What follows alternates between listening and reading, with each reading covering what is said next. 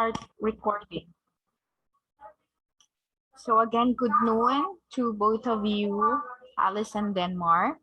And for this noon session, we're going to, in continuation of our preliminary modules, we're going to continue with our discussion on the different botanical classification.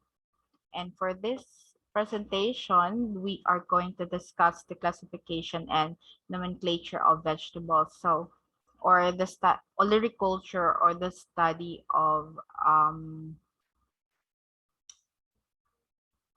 vegetables. No. So, wait lang ha. So I'll just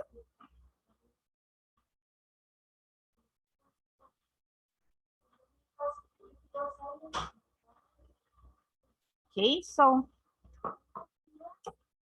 to continue. Okay. Hi, Marianne.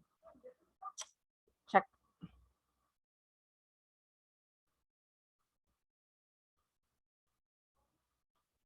Okay, to continue.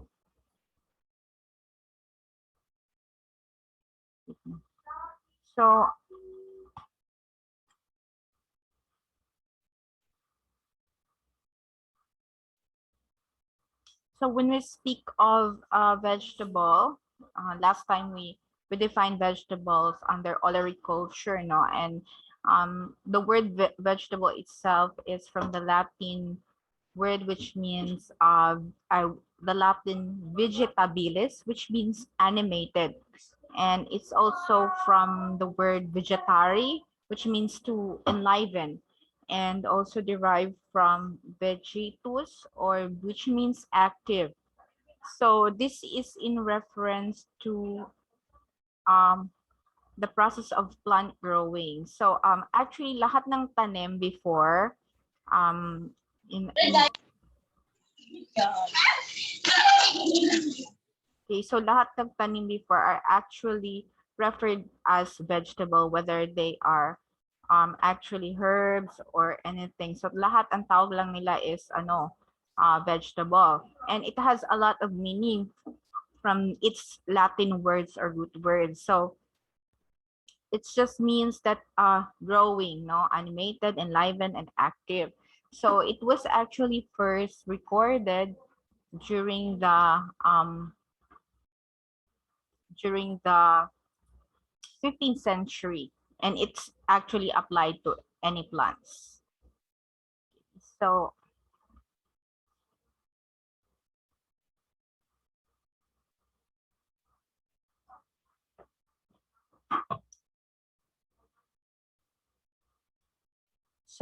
another so these are the classifications now based on countries of origin of the different vegetables. So as you can see here, and we also have mentioned this one previously when we had olericulture. So the different vegetables are actually came from different various countries, or what they call that, continents in the world, no? Like for Africa, they claim that watermelon okra came from them, and under Asia are the following, no, broad bean and so on, and under Central and South America we have bush bean, cucumber, and so on, and under Europe we have asparagus, Chinese cabbage, and so on, and even carrots. And it's either Europe or Asia, and under Europe we have beets hanggang turnips, and North America we have summer squash and artichoke, and in New Zealand we have spinach. Okay, so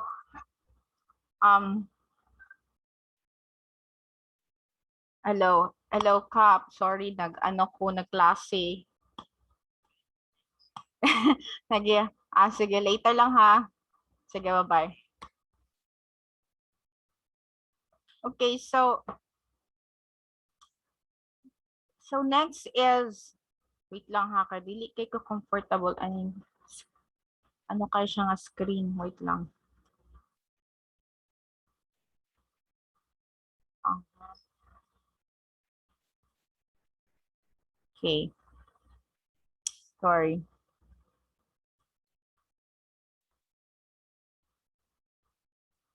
Hopefully,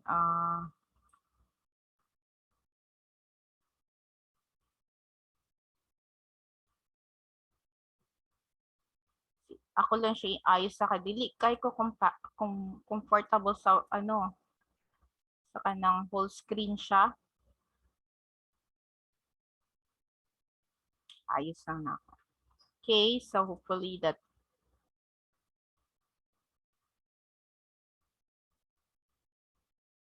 okay na ba? Okay na sa inyo? Makita na ninyo? Yes, ma'am. Okay, dakuan na kay ko ato nga screen anyway. Okay, so kasi wait lang. Gusto na ko siya i-arrange kasi ang view niya nga ano makita na ko tanan yung pangalan. Uh-huh.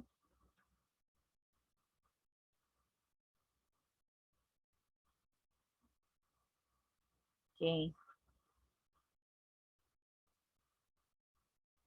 Kana kasi naka ano ko naka screen share. Okay.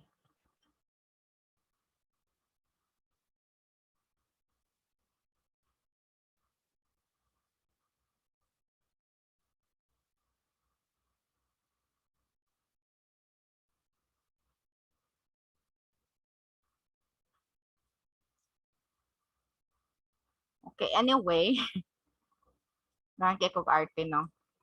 So,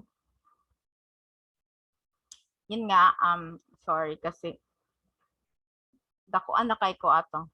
So as just I just have said, by the way, ako sa ni 6246.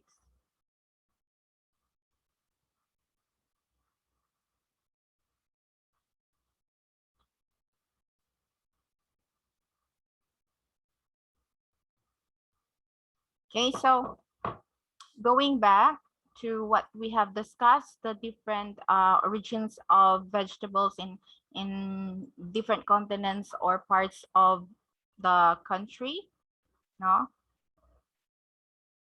Yeah. So this is just to show you, no? Kasi ang first for the midterm, so tapos na yung coverage natin except for yung we're going to discuss about um photosynthesis and it also respiration, and that we will discuss maybe on the next topic, no? And so this is just in preparation and also connected to our botanical classification. So in continuation doon sa ating botanical classification. So actually, we have mentioned already the different horticultural classification of vegetables, whether they are leafy, cole, crops, or crucifers, roots, and bulbs, no? It could also be the legumes or pulses and solanaceous and cucurbits. So those are the different example under this horticultural classification. So this is just, again, another review. And we have botanical classification of vegetables.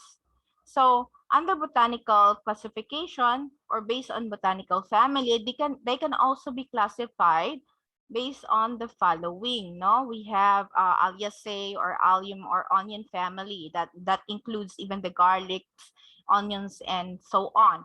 And we also have the Amaranthaceae or Chenopodiaceae or amaranth or beet family. And under this are, of course, the spinach and the amaranth. And under Apiaceae or Umbelliferae. So these are the botanical families, no? Or the carrot or dill family. We have the different carrots, angelica, anise, parsnip, and parsley. And we also have the Asteraceae or Compositae family, and these are known as the asters, daisy, or sunflower family. That includes, of course, the sunflower, endives, and artichokes, no? And also the very also famous is Brassicaceae or Cruciferae and these are the brassica or cabbage or mustard family. Of course, it includes the arugula, bok choy, broccoli, Brussels sprouts, cabbage, and so on. So I know you are not very familiar of all of this, so I actually wait lang. So I actually have a presentation of each photos, yung mga most commonly na most commonly na what do you call that, commonly na mga gina plant or may kahapit mag-burn out unta, commonly planted na mga crops, no, or commonly commercialized or produced. So under Cucurbitaceae, we have the cucumber, gourd, melon, or pumpkin family that includes cucumber, melon, pumpkin, squash, and watermelon. So these are under Cucurbitaceae family, or known as the pumpkin family. And under also the Fabaceae, the old name for Leguminosae, or they are also known as legume family. Of course, the beans, peas, peanuts, and so on. And if you have remember our previous lessons, we said that the very characteristic of this legume family is that because they have the root nodules, which is a symbiotic relationship between the bacteria, no, rhizobia, and that is capable of fixing nitrogen in the air. So aside from the legumes, we have Lamiaceae or mint family, such as the basil, mint, rosemary, and so on, oregano, and thyme. So I hope you have seen this one, because these are very basil and oregano and thyme are, although they are, and mint, although they are herbs, but they are actually very important herbs and very good for your health, no? So if nagkakaon ba mo ane, Marian?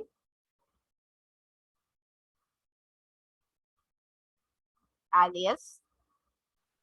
So if you have any questions or interruptions, you can just turn on your mic anytime, okay? So under Poaceae, or the old name family of Graminae, or known as the grass family, for example, are the barley. Of course, barley is used for the production of beer, and also for for flour, and also cereals. And we have bamboo, di ba? Kumakain ka ng bamboo shoots as vegetable. We also have corn, rice, sugarcane, and wheat. And under lastly, Solanaceae family, we have the nightshade or potato tomato family. So of course, ang eggplant, potato, and tomato, and pepper are magkapamilya lang under Solanaceous or nightshade family.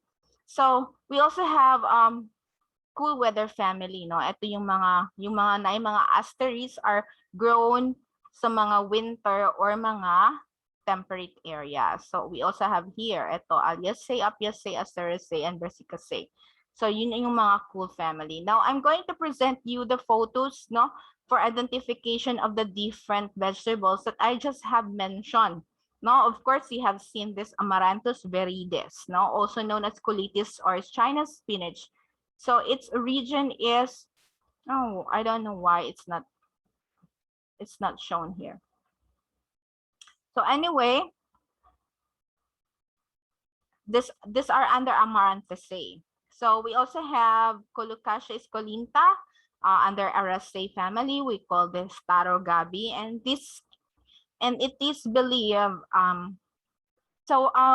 but therefore when we by the way, when we speak of a region, it doesn't really very strictly from their country, no, but most people agree, but that's still debatable, no. Kasi although some like when we speak of rice, it really came from Southeast Asia or from China kasi it's the first recorded, it is in their country where the rice is first recorded, no, based on historical evidence.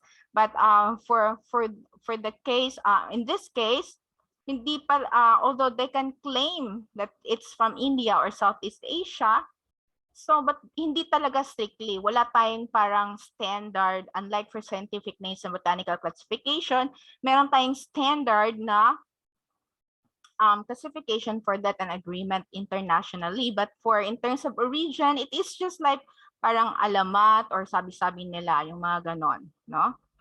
And so, ito yung Ceylon spinach or alugbati from South and Southeast Asia, or the Basilia albarubra, or under the family Basilaceae, no? And now we have the cold crabs, yung mga Brassicaceae. So we have the actually magkapareho lang ito, yung variety lang at saka yung kanyang parang strain or yung kanyang sub-variety. Brassica oleracea lahat yan, no? Under family Brassicaceae or also known as cruciferae. So ito yung repolyo, yung puti or white cabbage, and it definitely came from Europe. So aside from Brassica oleracea, variety capitata ito ha, pag cabbage. Now we also have a Brassica oleracea na variety capitata pero color niya ay red, kaya siya tinawag na rubra. Yung kaninang white ay alba. Ito rubra. So the same pa din, Brassicaceae cruciferae from Europe, and it's called as the red cabbage or repulyong pula. Nakakauna mo, ane? Okay, tingog lang mo ha. And we also have the Yes, ma'am. Unsay taste niya Marian. Si Marian ba to? Sa ta nag-ingon? Kasi nakakauna ato? Marian? Yes, ma'am. Yeah, unsay taste atong kani? Tabang. Tabang siya. Okay, ako kay paitan ko, no? Di ka paitan? Yes, ma'am. Dili, ma'am. Ay, dili. Kasi usually salad niya ni siya, no? Kaysa lutoon, di ba? Yes, ma'am. So it's good for you, Marian. So you also got to try this one kasi it's also available in some restaurants. So medyo ito eh. Although not very common, but also available sa mga big supermarkets.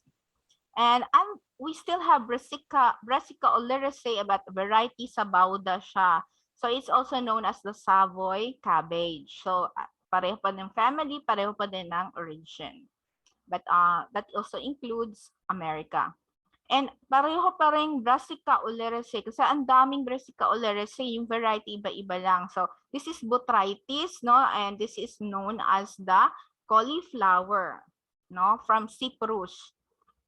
So iba-iba din ang color niya, no? May purple, yellow, and white. Pero pag white nga, yun yung cauliflower. We also have the green flower, but it's called broccoli, no? From Italy. And same pa din, Brassica oleracea yan lahat, no? Variety Italica lang. Yung that's the broccoli, but the cauliflower is variety botrytis. Okay. And we have this one. It's from Brussels, Belgium, and it's known as Brussels sprouts. So the same family, but and also scientific name, but the variety is Gemifera. So nakatry na mo ani, Alisa, Alice, or Marian? Okay, so medyo mapait din ito. Kaning gagmay ang ginaano, pero mo ni iyang tanom, no? And also the same scientific name family, it's called kale, variety Acephala. Also the same origin. And this is different na. This is, but still under the same family. We have Brassica campestris, variety Rapifera, and Rapa. No? So these are turnips. I know this is not common in our country, but in other country. No? And we also have the Brassica chinensis, the Chinese mustard or pak choy, and it's from China, no? And Brassica pekinensis, if it's a Chinese cabbage, also known as wombok from China. And we also have Brassica rapa variety pervirides. It's called mustard or mostasa, and it came from Europe. We also have the radish, or scientifically known as Raphanus sativus, no, because it's L. for Linnaeus, the same family, and it's from Europe and Asia.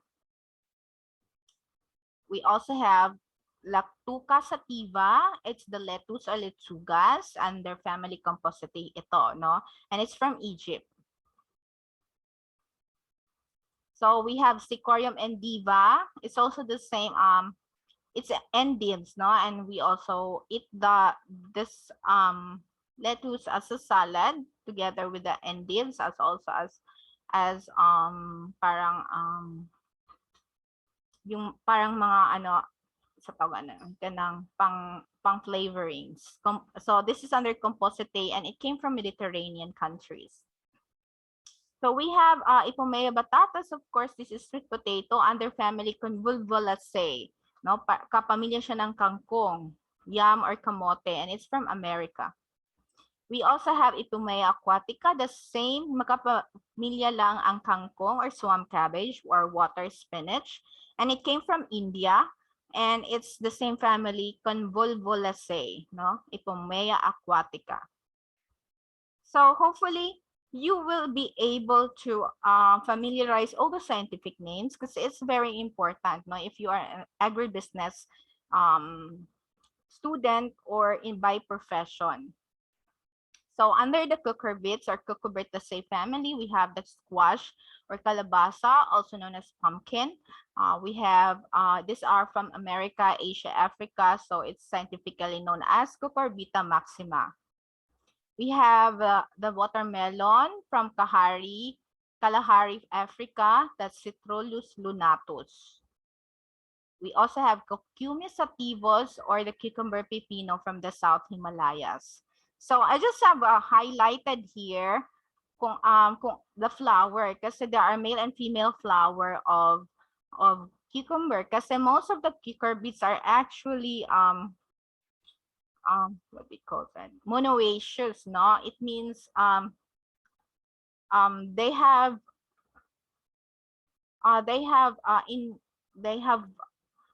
separate male and female flowers in one plant. So meron din tayong dioecious like papaya. It means merong lalaki sa separate fruit, ang babae na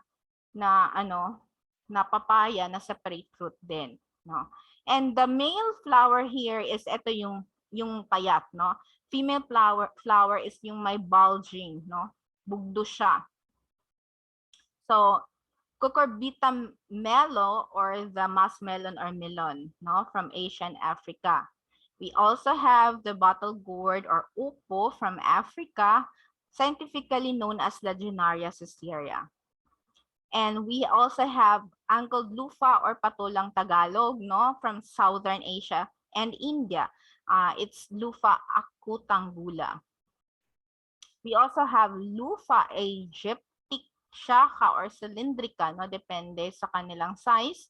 It's known as sponge gourd or patola from Egypt. And ito yung ginagamit natin na pangligo, diba? What they call that, sponge. Mumurdica carrantia or the bitter gourd, bitter melon, or ampalaya from Asia and Africa. And we also have the Benin Casa hispida, or wax gourd or kundol from Indochina. So I know you have seen this one, and it's also a very nice soup and vegetables na pang ano lang siya. Another dari Indochina and India. Sorry na ano siya. So we have the sayote or chayote from Mexico and Central America. It's Sicyum idole.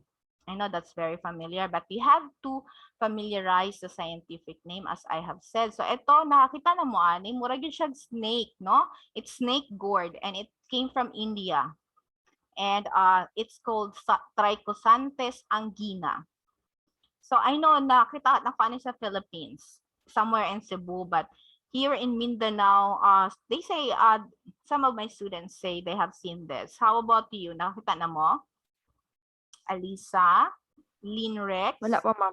Wala pa. So, by picture anyway, you have seen this one.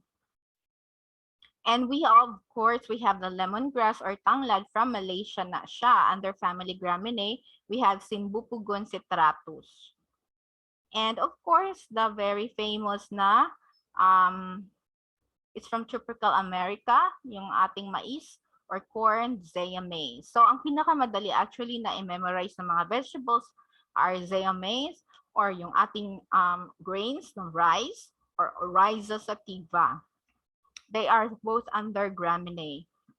So we also have yung bamboo shoot natin, no? Kinakain natin kasi ito from of course, South Asia, and we call them Philostachys dulcis.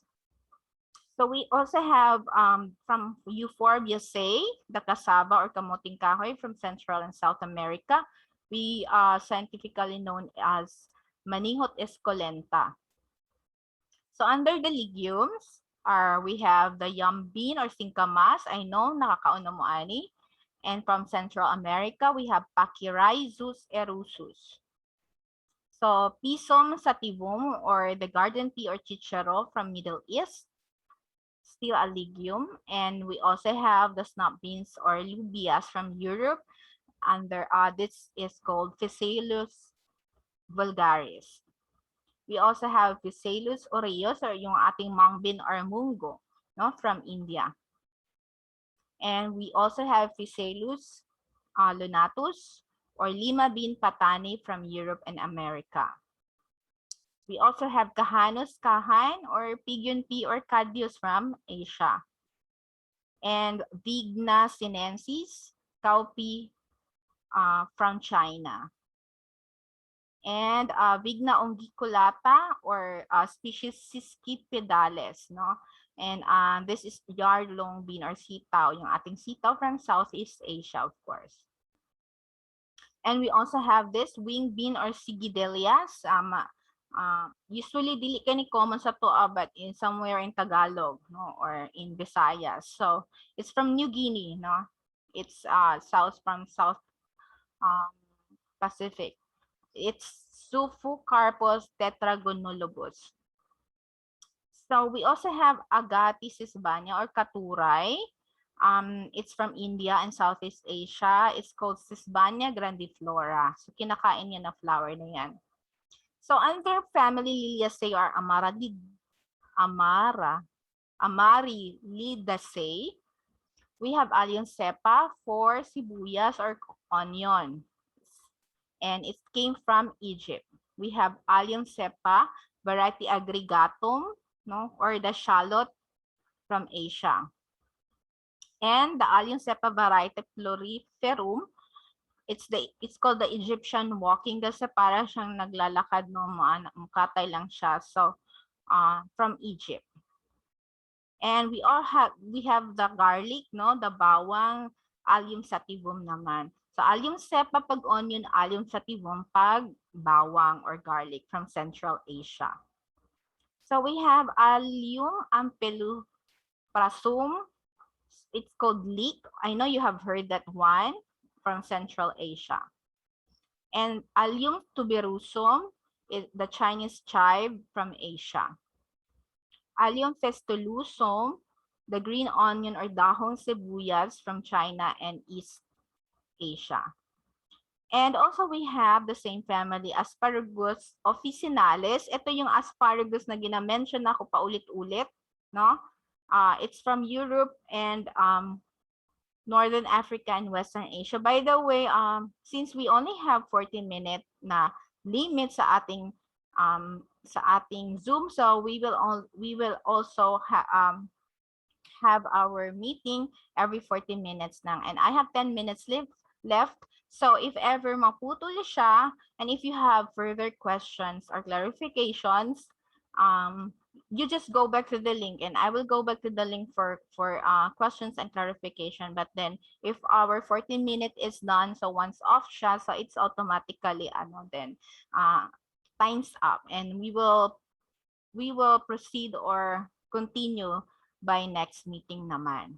No? But we will have another session this afternoon for those who didn't come in for the 12 noon session. So we have also Abelmuscus esculentus from Malvaceae family. It's called the okra or lady's fingers in English, from North Africa. So actually this is very nutritious, no? Mukhaon ba mog okra? So another Yes, ma'am. Very good, Marian. Bantog ray guwapa kay si Marian. Hamis. So we also have Sa camera ra na, ma'am. patanaw daw sa imong face, be, imong video daw, be. Ang ulaw na siya. Dapat pang bato ka sa Miss Samal. So, kinsa mo kaon og ka ng malunggay diri. O, diba? O, hamis man. Ikaw, Jud. So we have under family Moringaceae. Its English name is horseradish, but it's also known as malunggay, and it came from India. No, so don't forget malunggay for Moringa oleifera. So we have Musa species, kasi kumakain tayo ng banana blossom. So this is the male flower of saging. So may nagtatanong sa akin na, ma'am, may flower ba daw ang puso, no? Flower ba daw sa saging? Yes, that's the male flower ng saging. But usually ang kinakain nating saging hindi masyadong mapait yung sa Cardava, kasi yung Cavendish hindi masyado siyang hindi tayo, although nakakain din actually siya, no, sa mga Tagalog, but it's sa mga Bisaya we are more of the Cardava, no? So under family Mosaceae, and it's actually an Indo-Malaysian fruit. So it's also indigenous in the Philippines. So under solanaceous, we have the Solano melongena or the eggplant and talong from India, actually yan. So take note that we have the long talong and the circle na talong. And we also have tomato, Lycopersicum esculentum from Central and South America. We also have Capsicum annum, the variety longum, yun yung matataas, and the variety grusum, yung mga parang bell pepper, no? Sweet pepper or sili yung tawag sa Capsicum annum. So iba yung bell pepper pala, from America din ito. We have Capsicum frutescens. Ito yung maliliit na sili na napakaanghang, no? Chili pepper or siling labuyo from America. And we also have under Solanaceae, Japon, Solanum tuberosum, the white potato, Irish potato patatas from Andy, Ireland, yung favorite nating French fries. We also have Quercus olitorius under family Tiliaceae. We call them jute or saluyot, and it's from Bangladesh, and even it has been used by for expert, no, sa Japan, kasi because of its very high antioxidant and anti-cancer. Nanay dagan diri sa mua, ma'am. Ato nang i-export sa Japan. And also Umbelliferae or parsley, no? We have Daucus caruta or carrots, of course, and it came from Middle Asia and Afghanistan. We also have Appium graveolens. It's a celery, no? It came from Europe. And the Petroselinum sativum, or known as the Chinese parsley, and it came from China. We have the last is the ginger officinale from the family Gingiberaceae. No, of course, in short, it's ginger luya, and it came from China and India. And so wakas, that's all, no? And we still have 5 minutes for your questions and clarifications.